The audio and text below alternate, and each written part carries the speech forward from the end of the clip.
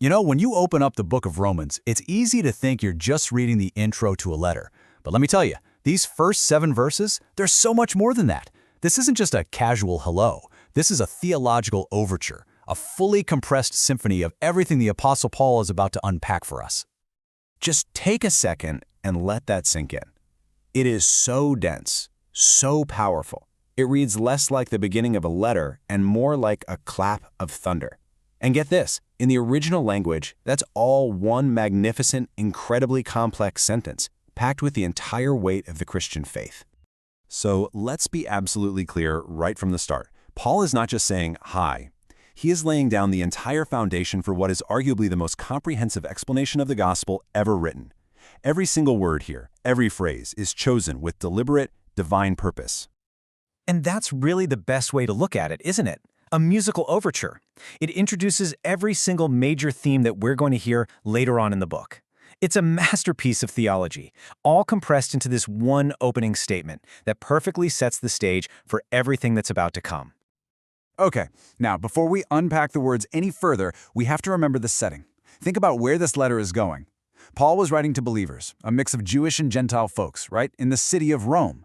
The very heart, the epicenter of the most powerful empire on earth, a city totally built on power, prestige, and worldly glory.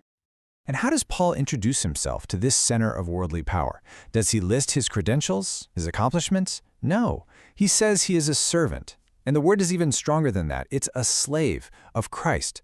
In a culture that was obsessed with freedom and Roman citizenship, calling yourself a slave was just a radical, countercultural act. Paul is completely flipping the script on what true status and power even mean. He's rooting his entire identity not in any kind of earthly honor, but in total surrender to Jesus Christ. In this single, incredible sentence, it's not just a random collection of powerful ideas. Oh no, it has a brilliant architecture, a perfectly structured flow of divine truth. You can actually see how it builds piece by logical piece, and it all hangs on that central phrase, the gospel of God.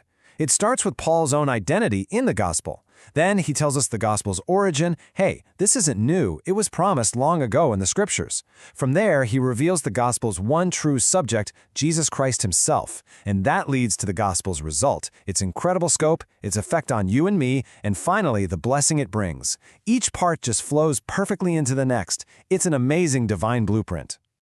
And this structure, it brilliantly serves as a kind of table of contents for the entire letter. Seriously, when Paul says the gospel was promised beforehand, he's going to unpack that in chapters 3 and 4. When he talks about Jesus being declared Son of God in power, well, he'll spend chapters 5 through 8 expanding on that glorious reality. Every key phrase right here in the beginning is like a seed that's going to blossom into a major section of the book. Now, buried inside these opening words, Paul announces something absolutely monumental. He declares that history itself has pivoted. The world is no longer what it was. A dramatic, fundamental shift has occurred. Paul frames all of reality in what he calls 2 ages. First, there's the age according to the flesh. That's the old way of being, defined by human limits, weakness, sin, and death. But now a new age has dawned, the age according to the Spirit. This is the age of the new creation, and it's marked by divine power, holiness, and life. It's like the whole world was in black and white, and suddenly everything exploded into vibrant living color. So here's the crucial question. What was the event that turned that hinge? What swung open the door from the old age into the new? It's the resurrection of Jesus Christ from the dead. That one singular, history-splitting event is the moment that God's entire redemptive plan, his plan to save and restore all of creation, pivots on. And all of this brings us to the absolute heart of the matter. After laying all this incredible groundwork, Paul gives us one of the clearest, most concise definitions of the gospel you will ever find. He's answering the most fundamental question of all. After everything he said, what is this good news? Is it a philosophy, a new moral code, just a better way to live your life? Paul's answer couldn't be clearer. The gospel is not advice. It's not a self-help program. It's good news. And news is simply the announcement of something that has already happened. And what is that news? It's all about God's Son, a royal Son who entered our history, died, and then rose again in incredible power. It's not about our work. It's about God's divine initiative invading our human helplessness. And from this Son and from this news, everything else flows.